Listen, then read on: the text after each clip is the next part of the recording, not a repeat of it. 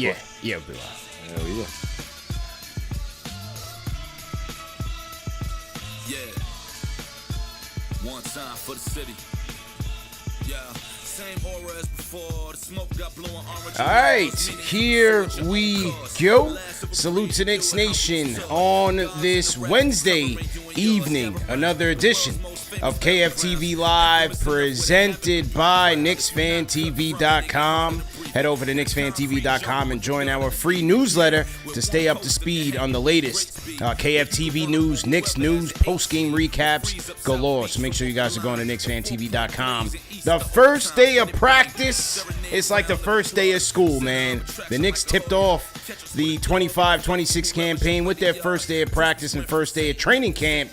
And we're going to take you inside Knicks training camp day one with our Knicks insider, man, Christian Winfield. Covers the New York Knicks for the New York Daily News, Knicks beat reporter for the New York Daily News. Hit the like button, hit the share button, subscribe to the channel.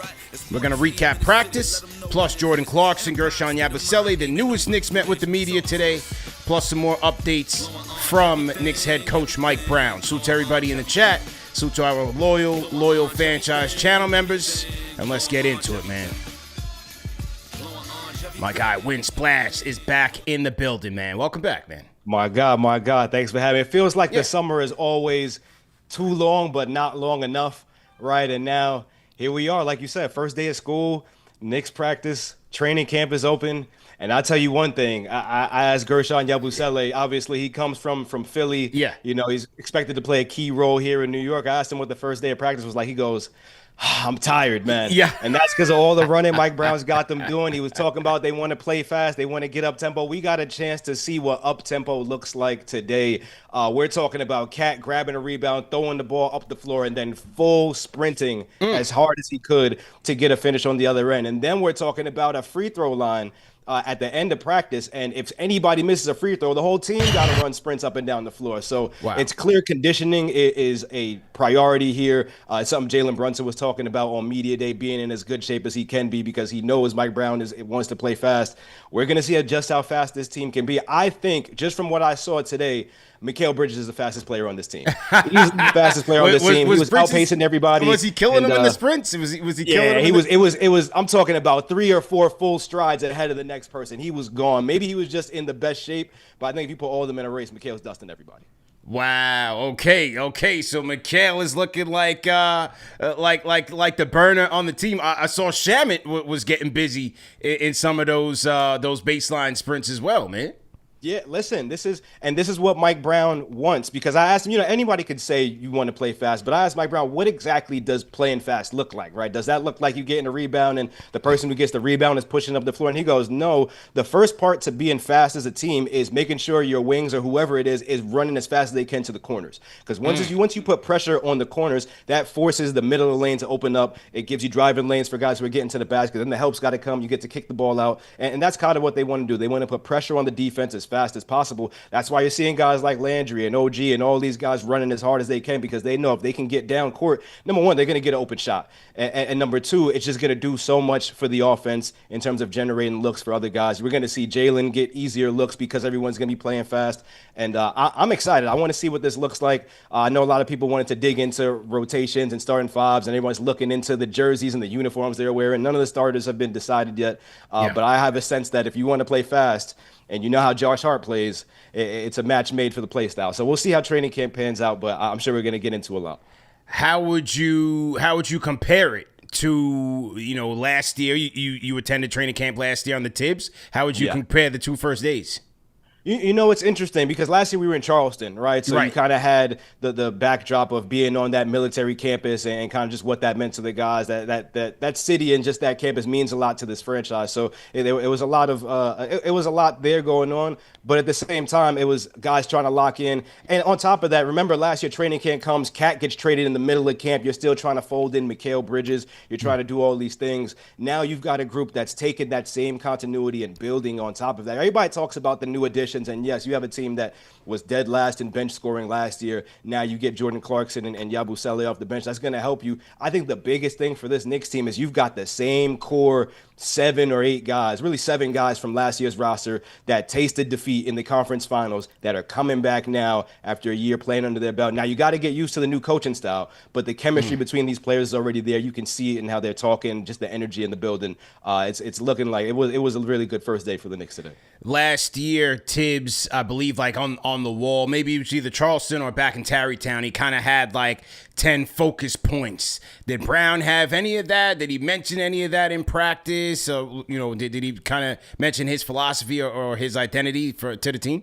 Yeah, he did. I asked him because, day one, it's really hard to ask for a coach to tell you, okay, what are the X's and O's going to look like, right? So I asked him, what's the cadence? How do you want to roll out? When do you want to start locking in some of the more in-depth schemes and whatnot? And he goes, today was really just foundational, but he kind of ran through what he meant. So when under Tibbs, he had these things called, I guess we call them tent poles, right? Or just how, we know Tibbs wants to, force turnovers, rebound strong, sprace the floor out, shoot the 3-ball. For Mike Brown, he said, our staples, I'm going to just read the quote from our staples are really important. Start with pace and spacing, paint touches, quick decisions, and ball reversals. Those things are extremely important to us. Now, if you want to take it a step further, we're in our early offense and we have what we call our automatic. So they're trying to get to a point right now that once they see maybe a player on the opposing side just line up in a certain way, they already know what to do just because they've run through it so many times. So to be able to try to figure out, what type of sets they're going to be able to run and how they're going to mix and match those rotations so far. It's day one. It's a little early, but today they just went on the foundations. Clearly the foundation, number one, is pace and space, pushing that ball. I think we're going to see this team get up more 3-balls. And that was something that we were all, I think, a little concerned with last year. You've got this team full of 40% or better 3-point shooters at different times in their career. Why aren't you getting 43s up in the game more often? I think we're going to see that 3-ball fly. I think we're going to see Jordan Clarkson let it fly. He let everybody know he was going to let it fly today. I think you're going to see a lot of pace. We're going to see these guys try to get easy opportunities. And the best part about it is you've got the pieces already to turn defense into offense. You've got Mikal Bridges. You've got OG Anunoby. Josh Hart is a fast break to himself. Mitchell Robinson can protect the paint. This is a team, and this is what Karl Anthony Towns said last year when he was asked to define Knicks basketball. He said it's when we're turning defense into offense and really getting out there and playing with pace. We're going to see a lot of that Knicks basketball this year. Yeah, I'm excited to hear that. Now, look, Tibbs has always preached that himself. There's one thing to preach it. It's another thing to actually implement it and do it consistently, because that requires, as Mike Brown is showing us, a lot of stamina, a lot of physical strength, and endurance to be able to do that over an 82-game stretch and more. But one thing that I do like, I've been preaching since last year that they got to play faster. They have the horses, the pieces that can excel in a much quicker tempo. Mikal Bridges, Josh Hart, that is his game, especially off the live rebounds. Deuce. But Clarkson is a guy who you want out there playing up-tempo, playing with pace, and especially when the defense is not set. That's when he can get into his bag, and before you know it, he's sneaking in a jumper over you. But, man, I was very impressed with Yabusele's transition numbers last year. That was very impressive. He was in the 94th percentile in transition, points per 100 possessions, a plus 7.5 for Philly last year, 98th percentile in all transition, and the 99th percentile off of steals.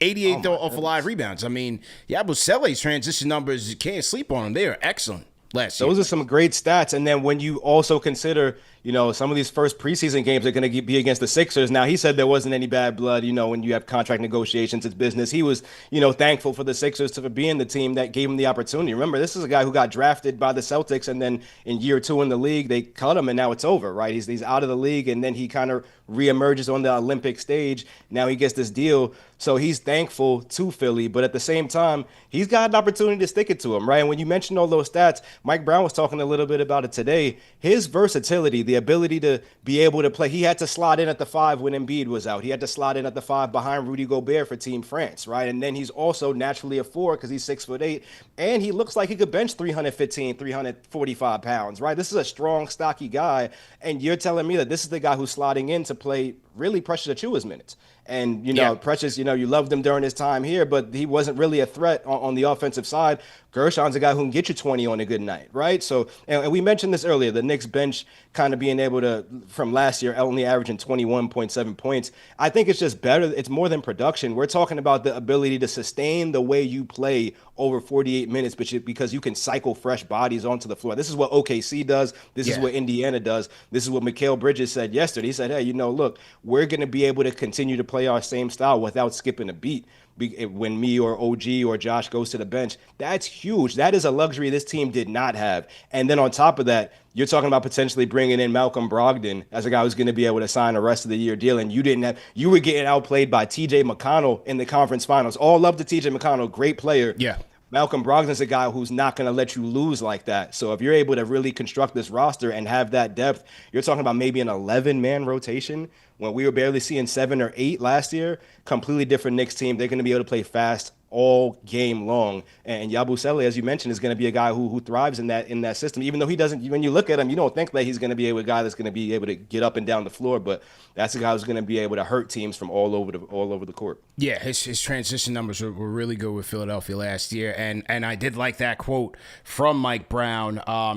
He spoke quite highly about Yabusele and his transition numbers and things of that nature. So going to be very interesting to see. Once again, salute to everybody in the chat. Hit the like button, hit the share button, subscribe to the channel. CP the Fanchise, Christian Winfield, Knicks beat writer, Knicks insider for the New York Daily News. Man, just recapping what was the first day of Knicks training camp, the first day of Knicks practice. So you mentioned a couple of key players here. Obviously, one of the big training camp storylines is going to be the starting lineup. Now, Overreaction Twitter was right at it. We got our detective skills on today when we dropped a picture of the practice uniforms with Mitchell Robinson in the starter blues, Josh Hart in the second unit grays. Everybody was going crazy. They threw the tinfoil koofies on. What did you make of that initial alignment in terms of the starting 5? We asked Mike Brown about that, too. And he said, tomorrow you see Mitch in white and Josh in blue. And then another day you might not see another guy suit up at all, right? So they're running through different lineups as you expect. And listen, it's a decision you have to make. Josh Hart obviously lends himself to being able to play that Mike Brown style, pace. But at the same time, we saw when Cat wasn't out there with Mitchell Robinson, and we've seen in the past when Cat plays with Rudy Gobert, it works when you put a defensive-minded anchor behind him, right? So you kind of got to figure that out. But at the same time, this Mike Brown is not shied away from saying that he wants to play fast. And we know the transition leader for this team really is Josh Hart. That's a guy who's going to grab a rebound, push it the entire length of the floor. And now you've got 4 guys around him that are sprinting with him. That's tough. So I think we'll see this kind of unfold. And also with this, we have to consider Mitch is coming into the season without a contract, right? And he's up. And next year, if he doesn't have a contract, we see this play out in so many different markets. A guy comes into the season, doesn't have a contract, that February trade deadline comes up. Now you don't know. And the Knicks are a team that are flirting with that second apron right now. How much money can you give Mitchell Robinson in a year from now, right? So that's something that has to be on the table as well in terms of thought process. What does Mitch's future in New York look like? So these are all things that you have to consider. But in terms of starting lineups, I'm not sure how it shakes out yet. It looks like, just from the thought of things, the way they want to play, Josh Hart seems to be the perfect fit. Mm-hmm. But if you get to the preseason and now you're giving up, 125 points per 100 possessions, now it's a problem. You got to consider that. So we'll see it shake out over camp. I'm interested to see kind of who we see wear blue or white tomorrow. Maybe that's not going to matter, but I know everybody's going to want to see it. So we'll have to post it. How did Hart? What kind of device did Hart have on his hand? Did you take a look at the hand? What was it looking like? No, we were yesterday far it was away. looking crazy. We were on the other side of the court. But Mike Brown said he practiced and he played with the normal Josh Hart intensity that you expect. Josh is a guy who, that's that's a guy who we saw play through, and like it took a real serious abdomen injury to get him out of the playoffs a couple seasons ago, and then last year he's playing through different nicks and knacks. Like this is a guy who's gonna suit up and play through everything. Remember everybody had their lock screens with his bloody eye coming through, and he's still playing. Like this is a guy who's just gonna run through a wall for his team. So I'm not really worried, but we have to see what the jump shot looks like. This is a shooting hand, and we kind of got to see. This is a guy who plays. He's running into folks, and he's gonna have to be cautious because if he aggravates this in the middle of the season, now you could have a problem. So it's something that we'll monitor. But as of today, day one, according to Mike Brown, Josh looks just like Josh, which is loaded up on Mike and Nikes and ready to run through a wall. Yeah, I'm leaning towards Mitch. That's always been my go-to. Yeah, carrying over from last year. I just think the pathway to a championship, especially defensively, is with him having a major role in it. But overall, just over the course of this 82 game season, I think we're gonna see we'll see the Twin Tower units. We'll see the Towns at the 5. I would advocate for them not to play Mitchell Robinson on the second night of a back-to-back. So on those nights, I'm definitely going with Towns at the 5. I'm sliding Huck Porty out there. I'm sliding Yabusele in there to back up. I want to see Deuce out there. Obviously, we know offensively, Deuce out there with them going small provides a lot of benefits offensively, especially if they want to play fast and get shots up in transition. I want to see all of that because you just never know what matchup you're going to be needing, especially in the postseason. So where Tibbs leaned on the original 5 heavily last year, I'd like to see Brown mix and match, especially early preseason, those first 20 games. Let's see some different combinations with the rotations to see who's gelling, who can fit with each other, and who can provide that balance on both ends of the floor. I think there's a fundamental difference between Tom Thibodeau and Mike Brown, and we really saw it last year when Jalen Brunson and Cam Payne and Deuce McBride all went out of the lineup at the same time. They all got hurt, and you saw Delon Wright step up, and you saw really Tyler Kolek step up, but really you hadn't seen Delon Wright up until that point step up and show you that he deserved to play minutes. And he stepped up, and the team was able to stay afloat until his guys come back. And then, even though this team was desperate for more bodies on the floor, Tibbs sends Delon right back to the bench, right? Versus when you look at Mike Brown in Sacramento and guys go down and he turns to Keon Ellis, who's on a 2-way deal. And now Keon Ellis is pretty much a household name in Sacramento because he's been able to play himself into that type of impact player on the court. Mike Brown is going to trust some of these young guys. He's going to instill confidence in them, and he's not going to be scared to play them, right? I don't think we're going to be in a position where the Knicks are up 25 with 8 minutes left in the fourth quarter and Jalen Brunson's still on the floor, right? I don't think we're going to see that. I think we're going to see times where Mike Brown is leaning on the young guys. I think we're going to see times where, it might be a tight game and he might turn to a young guy and say, hey, your opportunity is now. We need to give this guy some rest, right? So I think that's one big thing we're going to see. And, and it's tough, right? Because if you give Tibbs, Jordan Clarkson, and Gershon Yabusele, those guys are on the floor, and now you've got a 9-man rotation, right? But we're talking specifically about some of these young guys at the end of the bench who really couldn't get any minutes even in blowouts. I think not only are they going to get minutes, but Mike Brown is a guy who's going to, breathe confidence into them, and that's what this team needs because you never know. You could have 10 men, right up until March, and then March 8th comes around and 3 guys go down and you haven't played any of your rookies, so none of them have any confidence to get on the floor, and now you're losing games. I don't think we're going to see that. I think you're going to see Mike Brown come in and really try to get these young guys on the same page, and that's going to be a world of difference because injuries happen to every team. They're unavoidable, and if your guys are ready to step up, you can weather that storm. You have Brogdon, you have Shamet in there. They're part of the last roster spot battle. We saw Shamet look like he was on the burgundy team. You had the green team, which looked like some of the younger players, the younger training camp invites. And then, Brogdon, he was in, some nondescript joint. They didn't even put a name on his on his jersey, man. But how were those guys looking in camp today? Yeah, listen, we didn't get to see much of those guys. We caught the end of practice today, which is really everybody getting. I will say everybody looked like they were running. Everybody looked healthy. There was nobody aside from Josh's finger. No one looked like they were nursing any injuries or anything like that. Everybody was out there sprinting, and I think it's really interesting. You've got this battle where clearly Landry, after what he did last year, and this is him coming back from a dislocated shoulder, being part of the team, not being in the rotation until the season's on the line, and then stepping up when his number is called with the season on the line. You can't discount that and his impact. And then you've got Malcolm Brogdon, who former Rookie of the Year. This is a guy who's a battle-tested, proven floor general, and you need that behind Jalen. But obviously, injuries have kind of been the theme of his career, right? So, do you take a flyer on a guy who hasn't been able to stay healthy? Remember last year, Landry got hurt in camp, and they said get healthy and come back. So, how does that work? But if you're telling me you're getting a healthy Malcolm Brogdon and a healthy Landry Shamet after you already added Clarkson and Yabusele, you're talking about 11 guys that you can turn to on any given day, mix those lineups up, and now you can really play your style of basketball for 48 minutes. I think that's the biggest thing right now, because all these teams, especially after OKC and Indiana and the way they got to the finals, it's really an arms race right now for depth, right? And if you have that depth, you can really withstand an 82-game season and then 4 rounds of the playoffs. So, I think they're going to be key parts. We'll see how the roster shakes out in terms of guarantees. We know if they're going to sign both of them, somebody's got to go, and that's probably one of the rookies that's at the end of the rotation. Yeah. So it's going to be tough, but those are guys where if this is the Knicks have a 1-year window in my book, because everybody's hurt. Next year you're going to have Tatum coming back, Halliburton coming back. The field is going to get crowded again. Right now, if you had to ask me to make a bet, I don't believe in Cleveland like that after what I've seen from the last year. Orlando's too fresh. Atlanta, it would be crazy and poetic if Atlanta comes in and ruins the championship vibes for this team, but I don't see that. And Milwaukee, you got to show me. You can't bet against Giannis, but you got to show me that point guard position can do something.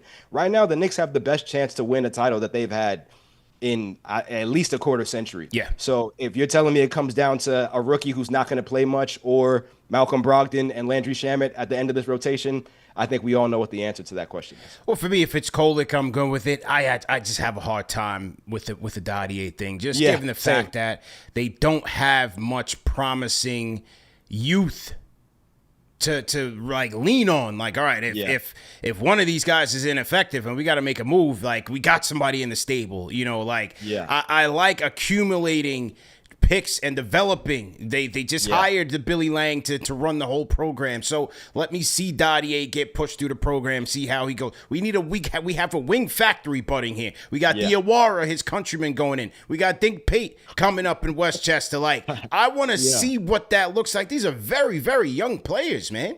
With potential. Yeah, I was of the belief last season that even if Dadier needed to go through his growing pains, he should have been doing that in garbage time with the regular Knicks roster and not really spending a lot of his time in Westchester, right? Granted, those Westchester numbers weren't that great. Granted, he probably struggled in a lot of those games. We don't know what's going on, in practice and behind the scenes or whatever. But you want a guy to develop at the NBA level in case some of your wings go down, so you can turn to him, right? And I think I have no doubt that Mike Brown is a guy who's going to put him on the floor and force him to learn on the fly. And that's the kind of coach you need, right? Especially when you don't have the money to be able to go and sign some of these guys in those spots. That's where the Knicks are right now. You've got to develop your young players, right? It's been far too long for this team to have not been able to draft and develop and keep some of their guys. Now you've got, as you call it, a wing factory. I want to see what it all looks like. I want to see some of these young guys take a next step. I want to see what Kevin McCullough and some of these other guys are going to be able to do on this team. So I don't have any doubt that Mike Brown is going to put them out there. Now we have to see if these guys are ready to match the moment, right? What have you been doing all summer? Are you ready? Because your opportunity wasn't coming under Tibbs. We all knew that. Your opportunity is coming right now. What are you going to do with it? CP the Fanchise, Christian Winfield, Knicks Insider for the Daily News. Salute to everybody in the chat. Hit the like button, hit the share button, subscribe to the channel. If you are a Fanchise channel member in the chat, throw your ones in the chat, man. Salute to our loyal Fanchise channel members. So for always being in here and supporting us, we definitely appreciate you guys. And speaking of channel members, I see somebody sent us some love. Shout out to our guy LD. He says championship run begins. # move the rock Knicks. Okay, so LD, he's a staunch critic. He's one of my fiercest opponents, Chris, during the regular season, man. He always calls in to challenge me on things. So, I think he's creeping in the shadows. We haven't heard from him in a little while. He's just waiting for the regular season to kick off. And then, as soon as something goes bad, he'll be complaining about something. Russell Whiskey. Shout out to Russell. He says, salute to CP and the chat. And salute to Chris as well, man. Okay. Oh my God, appreciate you. Yeah, man. All right, Man. I want to play. I want to play one or two sound bites from the Clarkson presser. I gotta grab my my computer charger. So what I'm gonna do is I'm gonna bring in my guy Yuri from the Discord, and I'm gonna have you take over the show for a hot second, Chris. You and Yuri can go back and forth, and I'll be right there. Yuri, go ahead. You're on the line. Are you there? Yep. I'm here. Okay, you and Chris on the line, man. Go ahead, man. What's going on, Yuri? How you feeling?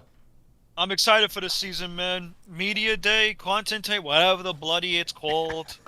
I don't really care. I was just happy to see the guys back in the gym again. I think the thing that Knicks fans should be most excited about right now, and granted, there are all good things happen when Jalen Brunson had the ball in his hands, right? This is a guy who, put the Knicks on his back for different stretches at a time and was able to really power this team to back-to-back 50-win seasons, really get this team to the Eastern Conference Finals. But one of the themes of training camp and media day so far has been that ball is going to move. Right, that ball is going to move, and on top of that, now you're creating easier looks for Jalen. Right, Cat said, "Hey, we can kind of use Jalen how the Warriors use Steph Curry, in that he's getting off the ball, then relocating, getting the ball back again, and shooting a cleaner shot." Because remember, as great as Jalen was last season, he had to work hard for his shots.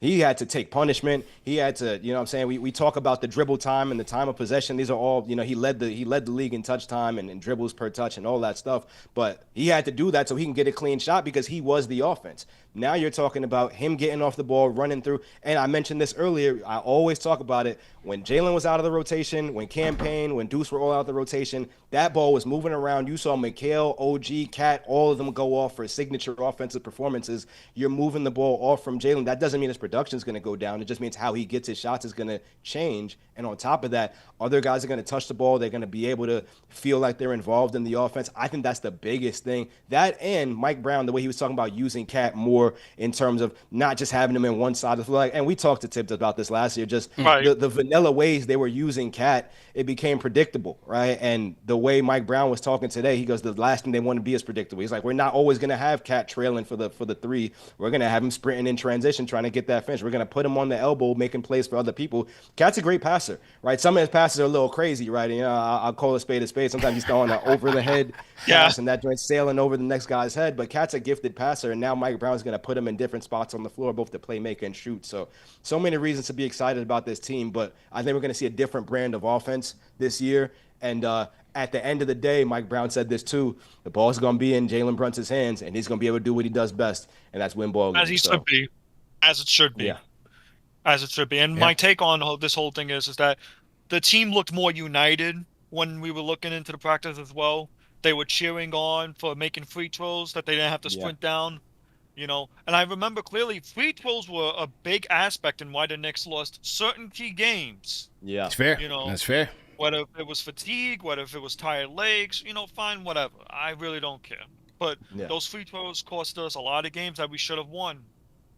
I think that's something very important to highlight. And you also had the report earlier in the year when Tibbs got fired about not doing practice. Now, take with that report what you will. I don't really buy it. But if it came from Ian Begley, I certainly do believe it.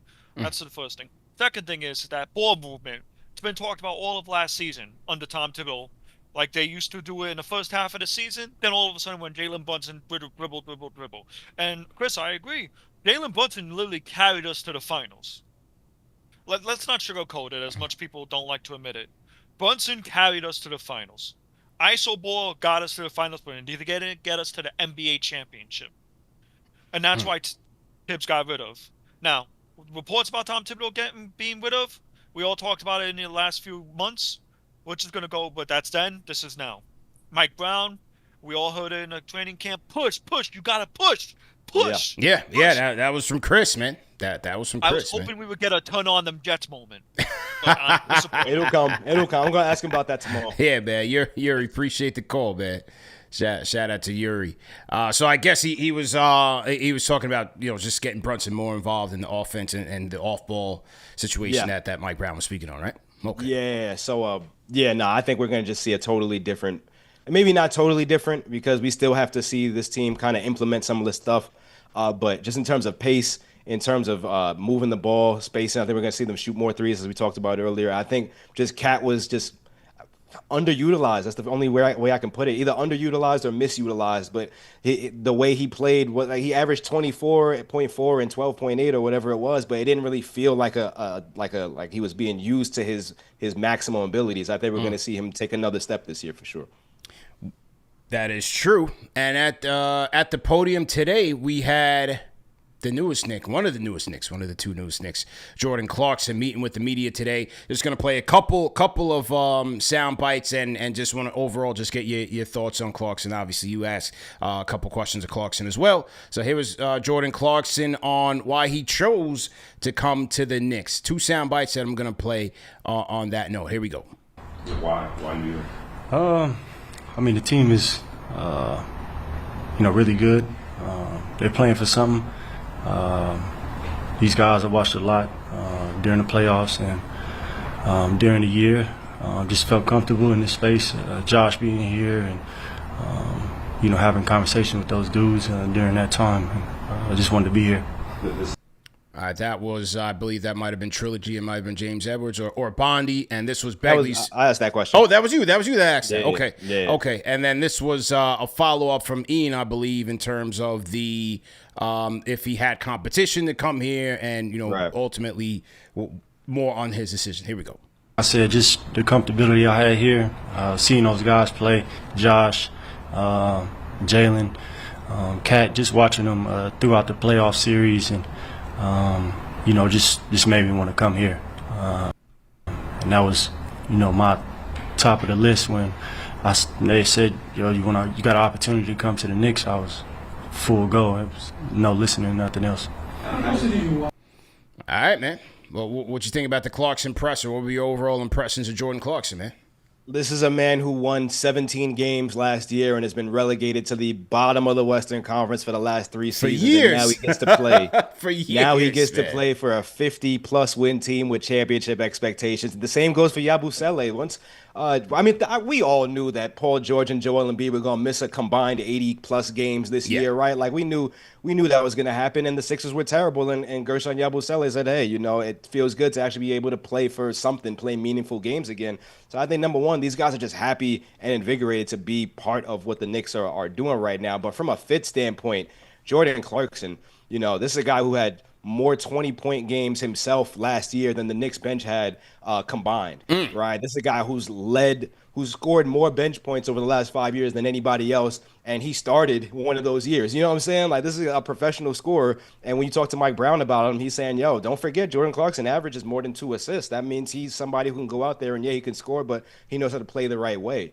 So that's something that Jordan Clarkson's funny. He goes, these guys know towards the end of the year, if you throw me the ball, I'm shooting that thing. Yeah. But to start the season, he's trying to just figure out how he fits in. And I think his role is going to be really apparent, right? Right now, especially if you're talking about Brogdon coming in and being that second unit floor general, they need Jordan Clarkson to go out there and score the ball. That's all it is, right? Go create for yourself, and then when the help comes, create for somebody else. And he's going to be able to do that. But he mentioned it today. Defensively is somewhere he's got to pick up, especially communication. So we got to watch out for him on that front. Definitely has to pick up defensively. Look, he kept it a bean. If it's coming to him, you don't got to tell him to shoot. And he's going to have some nights, like I tell Dick Station, he's going to have some we don't need that nights. I'm already preparing for it. I'll get my heart medicine, my cardiac conditioning up. I'm in the gym, I'm on the treadmill. But, that just comes with the territory of having a guy like a Jordan Clarkson on the team. But given where this team is trying to go and the circumstances in which they got him, I'm cool with it. Like, he was a guy, like Knicks fans will tell you, he was a guy, Knicks fans would be like, man, we should trade for Clarkson every year at the trade deadline. Yeah. I'm like, I'm not giving up anything for him. But, to get him on a vet min in the way that you got him, it's good value for the pick. It's crazy, right? Like, imagine you finding out you're able to get a 16-point per game scorer for pretty much free, right? That's why it's obviously $2+ million is not free, but by NBA standards, Jordan Clarkson, if he was an unrestricted free agent, he can go out there and get 15, maybe 20 mil from the right team if they need him. So to be able to get that kind of value on the deal, you're not going to be able to find that. So, and then on top of that, this is just a guy who's proven you get him the ball and you clear out. And these are more like we saw a campaign last year. Love campaign, everything he brought to the team, but the shot selection sometimes was crazy, right? And he was the first person to say it. Jordan Clarkson, you kind of live with some of that shot selection because he's a guy who can go get you 25. So Yeah. I'm excited. This is a move the team needed to make in terms of just how you address that bench scoring. And he seems like a good fit. He has connections with all these guys. He said Kevin McCullough Jr.'s dad was his middle school coach, which is crazy. I'm like, what? This is insane. It's crazy how the basketball world is big, but when it gets to their levels, very small. Yeah. He did mention that. Obviously he played with Hart with the Lakers. He said him and Cap said this at the roommates show that Cap was kind of recruiting him, and at the World Cup he mentioned to Cap like, yo, I'm available. Get me out of Utah, please. Please get me out of here. He said that today too, and it's just like, man, that's how I goes to show you. These guys are talking all off season. These guys are going to try to line up, but obviously the money part of it was going to be where the hiccup was, being able to get him on a minimum. Man, that's like robbery. You able to get him for that low? It's crazy. For sure. So that was Clarkson's meeting with the media. This was after practice, correct? After? Yes. Okay. Yes. All right. This is after practice. Okay. So now here was Yabusele. There's one quick one on Yabusele and his meeting here. Yabusele, as we know, played for France in the Eurobasket, so he was very busy all summer. He had a busy summer. And unfortunate loss. I forgot who they lose to. And who they lose to? Georgia. They lost to somebody on untimely exit in Eurobasket. But Yabusele was the captain of France, and here he was on his decision to join the team. Here we go. I just like it, the team, the spirit that they had on the court, the way they was playing tough every possession. It was really playing together. You can't really tell they was really bonding together, and they had a goal together. So I liked it, and they just fight on the court. They give everything out. There's a certain thing that we were saying with Jordan is he came from a situation where it's struggling for wins. You come to a team now that is championship contending. People think the difference in that for you, just the excitement of that. Oh yeah, for sure. What they did last year was awesome. So everybody get to watch it. I was really watching the series, especially against the Indiana. I really think they give it everything out there, and it was really fun to watch. So for sure, this play too. Coming in here, I'm just telling myself, I'm just trying to give my best on the court, try to help the team win as much as game as possible. Take it step by step, day by day. So what were your impressions of Gershon Yabusele, man? This is the him and Jordan Clarkson both said something interesting, and I'm only picking it up now when you're running this back through that their first thought about why they came to the Knicks. They really liked what you're building here, right? And part of that is because you've got guys that went to college together that are kind of the nucleus of this team that are kind of being able to really set the vibes and the tone for this team. And I think that speaks volumes in terms of Yabusele. This is just a guy who, we asked him what role he prefers to play, whether he's going to be at the 5 or the 4, or how he sees himself fitting. And he's just like, yo, whatever Mike Brown wants me to do, I'm going to go out there and do it. I know I can shoot the 3. I know what I can do, but it's really about helping this team get to the next level. And like I mentioned earlier, you're sliding him in right where you were trying to play Precious, and those minutes weren't going according to plan. Now you have an offensive threat, a versatile, defender, a guy who can shift up and down, and a guy who plays at, under pressure. This is a guy who played really well for France on the biggest stage of them all, right? So I think just in terms of building this roster, what the Knicks were able to do, this is your best team in the last 25 years. Let's see where you can end up. Let's see if you can run the table. Yeah, and it was announced today that Precious is going back to the Miami Heat, the team that drafted him. So Precious Achiuwa is taking his talents to South Beach. But as you said, with the acquisition of Yabusele, you get an immediate upgrade, especially on the offensive side. A bit more versatile in that Yabusele can play the 4 and the 5, where Precious was more in the 3 on the 4 side of things. But, Yabusele's three-point shot, that's what they got him here for, a 40% three-point shooter and above the break three-point shooter that they didn't really have across the roster like that. So he gives them a bit more versatility on the perimeter.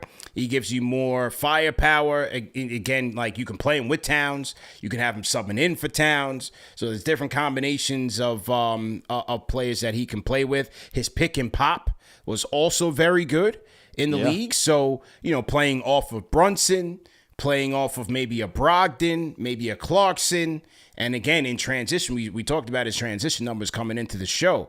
They were at the top of the league, one of the best in the league in transition play. So I think he's going to help this team in a lot of ways, man. It's one of those things where it's like you have to just look at the top 11 players, if we're projecting that Brogdon and Shamet make this rotation, 10 of them are knockdown three-point shooters, right? We're talking about the only one that's really not a knockdown three-point shooter being Mitchell Robinson, and everybody else, even Josh Hart's got seasons where he shot 39, 38%. Everybody else is consistently in that 35 and up area. And now you're talking about playing fast, and you're talking about adding Yabusele, who's a guy who can space the floor out from the 5 and all this. Like, we're going to see some modern day Knicks basketball. I think kind of last year, the last few years, we kind of seen them grind the ball into a standstill. Really, it wasn't really, we'll call it aesthetically pleasing offense, right? It was just, let's dribble, drive, kick it out, and let Jalen go to work.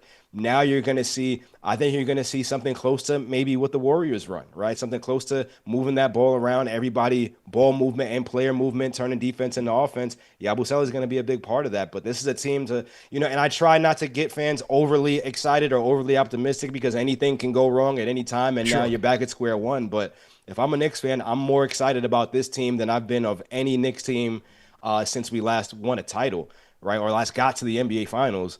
And, they've got a chance. It really boils down to now playoffs, matchups, and can you compete with OKC? Because I don't think anybody's got anything for OKC out west. I think it could end up being them going back to the finals. Yeah, good points. Good points there. Salute to everybody in the chat once again. Hit the like button, hit the share button, subscribe to the channel, man. We got our guy, Christian Winfield, Knicks insider for the New York Daily News, man, just giving us the inside of the Knicks' first day of practice. We're getting closer and closer to the start of the regular season. Knicks will be headed out to Abu Dhabi to play the Sixers on Thursday the 2nd, and Saturday the 4th. We'll have end-to-end coverage, play-by-play, and post-game live, overreactions, all of that right here on KnicksFanTV. So make sure that you guys hit the like button, hit the share button, subscribe to the channel. As I mentioned, today's show is brought to you guys by KnicksFanTV.com. Head over to KnicksFanTV.com where you can get the latest merch. We see tonight's merch is the For the Fans, By the Fans t-shirt. We got the KFTV snaps, all new era, of course. You got the New York versus the World joints. Oh, that's all tough. New era. I ain't even going to hold you.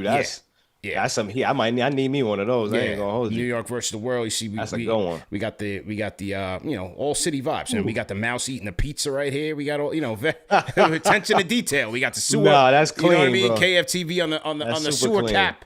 You know what I mean? So yeah, we got that. Plus, remember what we are giving to the fans this year as a free resource. We have the entire Knicks schedule programmed as a calendar notification to your phone. If you have an Android device, if you have an Apple device, get your calendar notification just like you do on a regular basis, but it has the entire schedule programmed. And then inside the notification, you will see links to the post-game show, so you don't miss post-game. You will see links to buy tickets if you need tickets last minute using our SeatGeek code, and you will see tickets to get to the watch party if you want to come through to the watch party if we have one on that night. So end-to-end resource, free $99 for our viewers. And once again, we have the Android version and Apple version. If you need those in the chat, we'll drop the links in the chat, or you just leave a comment in the comment section. Okay. We cooking up, bro. We cooking, man. That's massive. It's a very important right season, and so we got to make sure that the fans aren't missing a beat, aren't skipping a beat. You know what I'm saying? Yeah. Are you going to Abu Dhabi, bro? You going to Abu Dhabi? Nah, you ain't gonna catch me out there. I'm chilling, bro. You ain't gonna catch me in Abu Dhabi. I'm gonna be right here watching. Hey, if you having a watch party, maybe I'll pull up. Let's see what's up. Leaving Trilogy out there by himself to ride the camels on the sand dunes. I think Bondi's going. Popper's going. Bondi. Not Trilogy. Bondi and Popper are going. Bondi and Popper. I didn't know you call him Trilogy. That's funny. Yeah. That's a good name. Our guy. Shout out to our guy Cody Glock. He gave him that nickname on his first show. It is Bondi and Popper are representing the beat out there in Abu Dhabi. Nice. Okay. Well, shit. We'll be watching either way, man. All right, man. Let's get to the phones. We'll wrap up with these two callers. Let's go to LD. Do it. LD called in. LD on the Discord. My boy, CP, you good? Yeah, good, man. Thank God, man. How you doing? Good. Thank God. I just want to say I appreciate this Christian dude. I appreciate it. Yeah, man. Because everything that he said is exactly what I was saying last year and the year before. I know you mentioned that I give you pushback. Yeah. The pushback I've always consistently given you is just praising Leon Rose for the rosters he's always given Tom Thibodeau that kept getting brushed under the rug and excuses to defend Tom Thibodeau's 7-man rotation. Obi Toppin was not that bad, as you can see. Quentin Grimes was not that bad. Hartenstein was amazing. A lot of these players that have come through the Knicks organization in the past year, even Precious Achua, is not that bad. Leon Rose has consistently, since he's got here, given us amazing enough rosters to at least go 9 players. You know what I'm saying? And everything that he said so far about what Mike Brown's vision is, when he mentioned the dribbles per touch, that Jalen Brunson has led the league for the last how many years, you know, all I've always been saying is, you know, that's, if we're looking at it from the championship level, we know that cannot give us the results that we need. But Leon Rose has consistently given us rosters to at least perform. Now, I do got a question for Christian, though, about about Jalen Brunson playing a little bit more off ball. Okay. I watched I don't know if you watched Team USA, the FIBA championship, where he was on the roster. But, I did. Okay. He was forced to play off ball a little bit because they had Anthony Edwards and other players who were going to handle the rock. And Steve Kerr didn't necessarily need him to be on ball that much. He wasn't too productive off ball. I don't know if it's because he was too small to play a shooting guard style of play. So what kind of role do you think Mike Brown is looking for him to play? Is it kind of a Steve Nash distributor, or like what's the goal?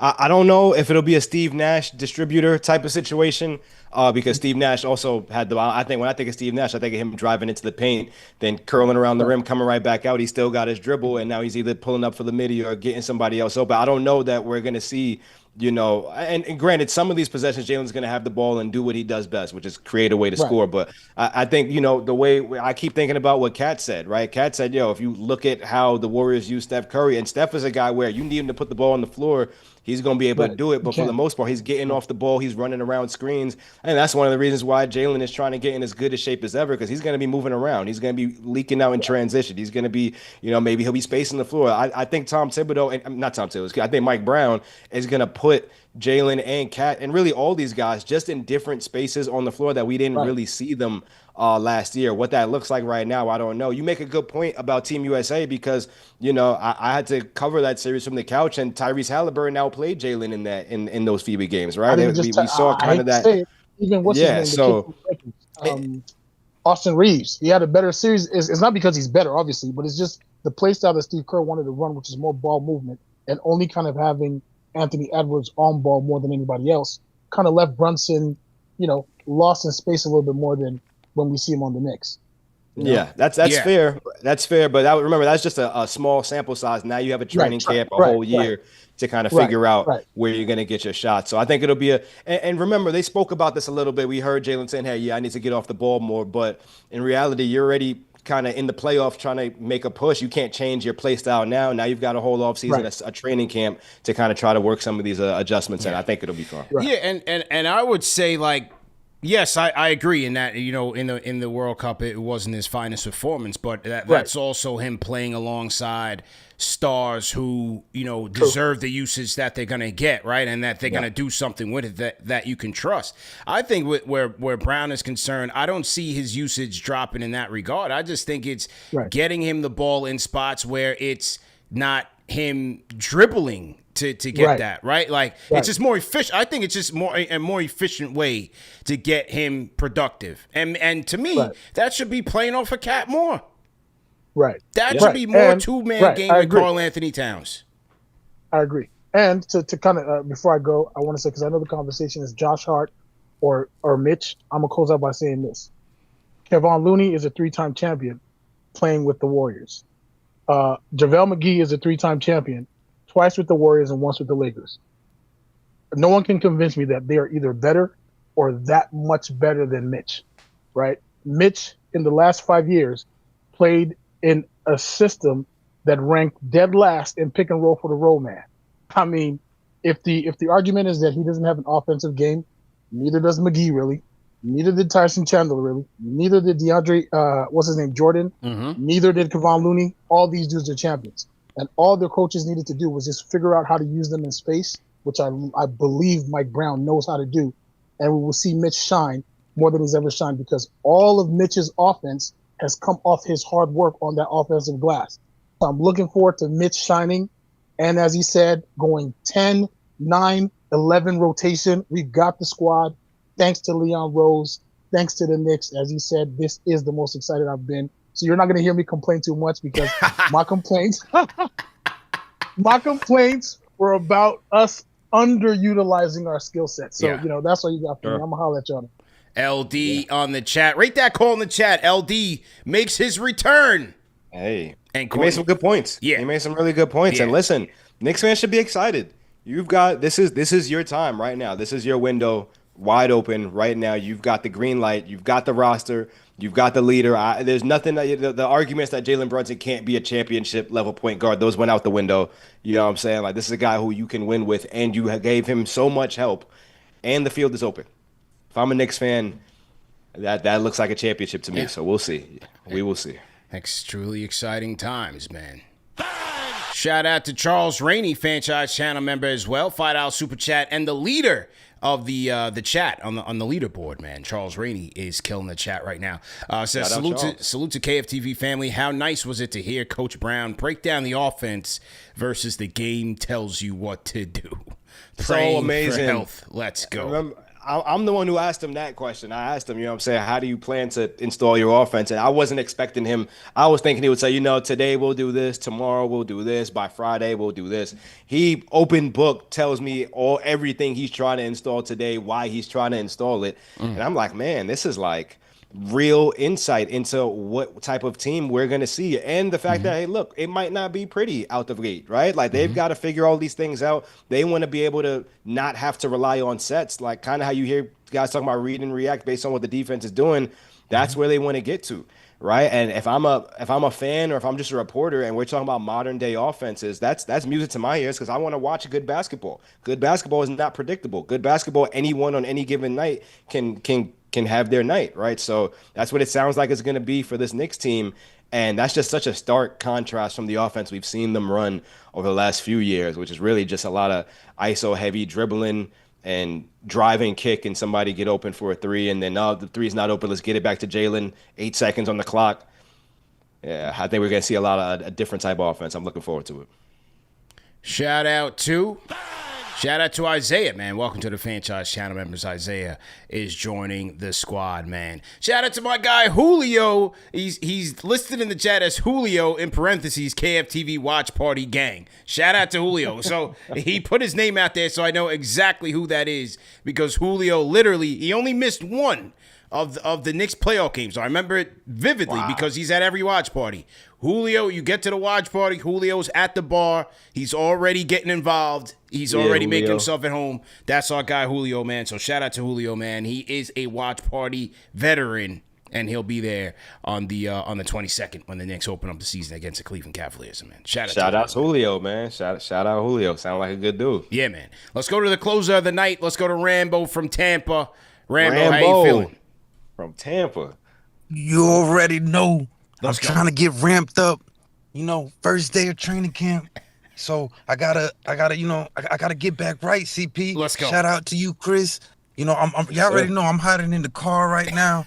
I gotta get back. I gotta get back in the season form right now. Yeah. But I'm doing amazing right now. Why are you hiding in the car, bro? Please explain. What's going on? Listen, Chris, because it's too soon to hit the lady with, it's too soon to put the lady on pause and let her know KFTV is taking priority. Okay, it's only training day. All right, it's only first day of training day, but I gotta get in. All right, CP fellas, breaking up households is crazy. No. We don't condone breaking up households. Yeah. We try to strengthen them. Okay. You're right. We try to strengthen them. CP just got engaged this summer, man. Yes, so sir.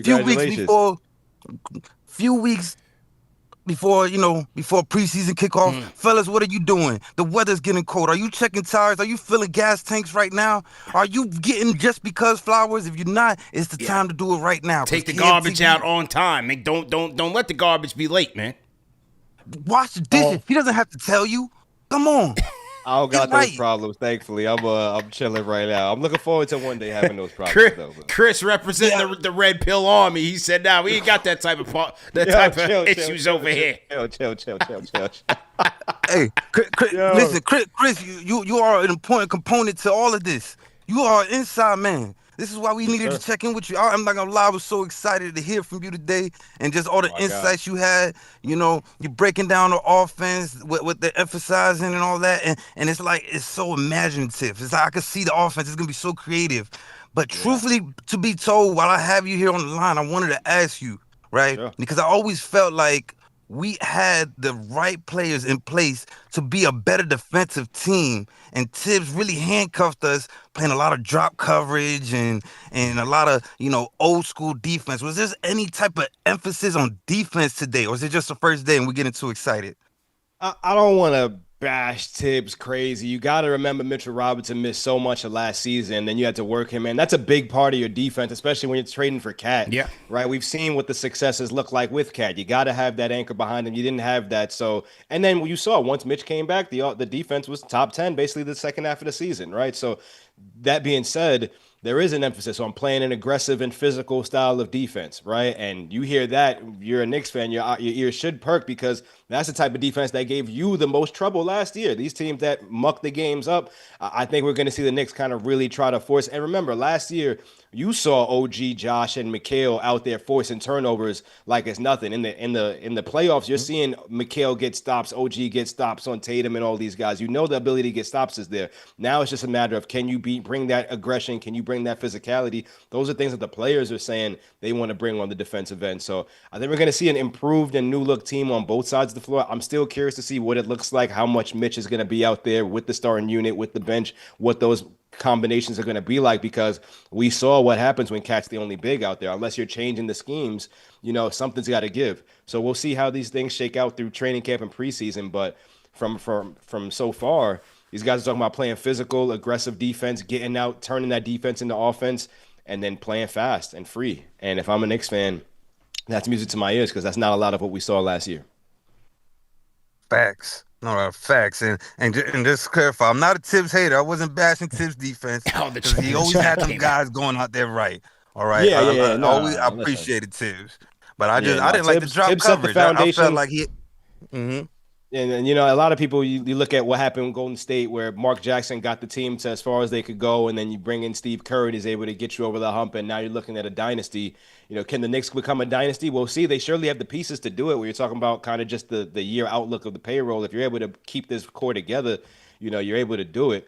And sometimes it's just a new voice that you need. You know, shout out Tibbs for laying the foundation of what this team. I think Tibbs is responsible for bringing that workers like blue collar mentality, that you're going to go out there and you're going to play your butt off, and you're not, quite frankly, you're not going to touch the floor if you're not, right? But you know, sometimes you need someone with a little bit more of a modern view on basketball. And Mike Brown has talked about how his perspective has changed over the years, having coached under different guys and coached different types of athletes. This is a guy who's coached Kobe, LeBron, different stars over the course of his, Steph Curry as an assistant. Now you get Jalen Brunson and Karl Anthony Towns, and you're getting them. And you had De'Aaron Fox and Domantas Sabonis. Like, what's to say you don't see Cat bringing the ball up the floor in transition and making plays the way Sabonis did? He's able to do that too. So I'm excited. I think this team is going to look so good.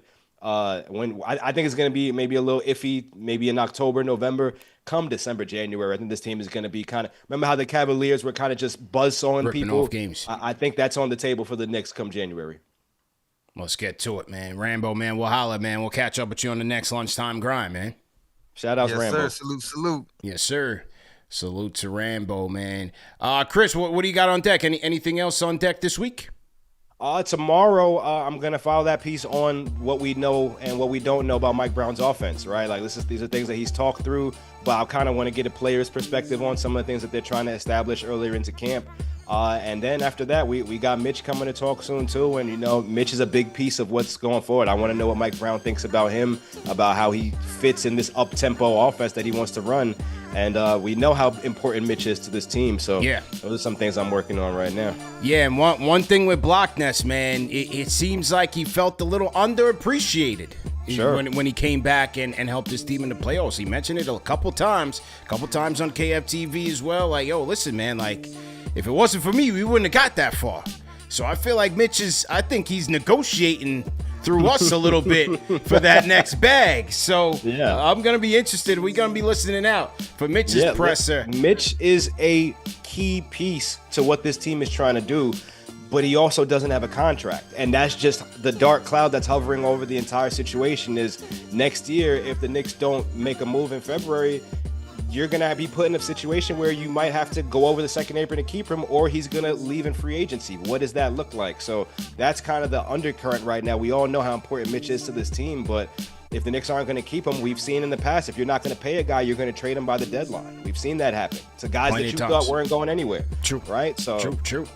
It's a business. We'll see what they decide to do. It is a business, man. Well, great job today, man. We'll be listening out. We'll be bringing you back on, man. We need these reports. We need the insider track, and you're getting us there, man. So great job. Year 2 for you. So keep up the good work, man. Let's get it, my God, man. I appreciate you having me. And let's do this more often. This is a ball. Yes, sir. That's our guy, Christian Winfield, ladies and gentlemen. You can follow him on Twitter at Chris Splashed. Right, Chris? Right, Chris Splashed. Yeah, that's there it. we go. And then you can always just go pick up a New York Daily newspaper. There you go. Go to the back page. It's Knicks season, so we're going to be on the back page, and we're probably going to be there for a while. There you go, man. Once again, we want to thank our Fanchise channel members for tapping in, our just everybody for tapping in. Team #new. Shout out to the replay gang. Shout out to our Uber drivers, MTA drivers, everybody riding the delivery trucks, Amazon, UPS, whatever you guys are doing out there on the road. And keep it locked, man. And you know where to go. You know where to come to whenever there's Knicks breaking news, or we got to get the family together for a conversation. So appreciate everybody for tapping in. Remember that these shows are available in audio podcast format, so we are available on every platform. Follow us on our social media channels as well, and we'll see you guys tomorrow, man, for another training camp report. Peace.